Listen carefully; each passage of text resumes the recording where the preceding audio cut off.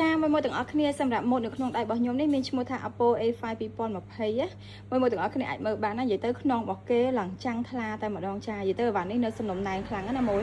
គឺស្អាតខ្លាំងមែនទែនអាចមើលមកជុំរបស់គេបានណាចានិយាយទៅទាំងខ្នងក្រោយទាំងតួអីគឺនៅស្អាតខ្លាំងមែនទែនសូម្បីតែអេក្រង់អីគឺ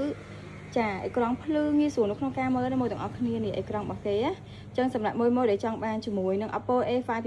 2020អាចធ្វើការឆាតជពេកបានបងទាំងអស់គ្នាតម្លៃត្រឹមតែ200,000រៀលទេខ្ញុំមានការថែមជាមួយនឹងឈុតសាកស្រោមស្គ្រីនបើការព្រៀបកញ្ចក់មកចូលចាក់ស៊ីមនិងការដំឡើងកម្មវិធីជូនមកស្អាតតែម្ដងណាហើយមើលកាមេរ៉ារបស់គេបានមើលទាំងអស់គ្នាខ្ញុំដាក់កាមេរ៉ាឲ្យមើលនិយាយទៅកាមេរ៉ារបស់គេគឺនៅច្បាស់ខ្លាំងមែនតើណាមួយទាំងអស់គ្នាសម្រាប់ A5 2020នេះគឺស្អាតខ្លាំងណាជាភេទអវ៉ាន់មួយដែលធន់ណាមួយទាំងអស់គ្នាហើយអវ៉ាន់នេះក៏ជាអវ៉ាន់មួយដែលខ្ញុំលក់ដាច់ប្រចាំហាងដែរយើងមានពីរពណ៌ក្នុងស្តុកណាយើងមានពណ៌ខ្មៅហើយនិងពណ៌សអញ្ចឹងសម្រាប់មួយដែលចង់បានជាមួយនឹង A5 2020កុំភ្លេចធ្វើការឆាតចូលពេកណាយើងមានសេវាកម្មផ្ញើជូន25ខែក្រុងហើយនិងសេវាទូទាត់លុយជាមួយនៅខាងក្រុមហ៊ុន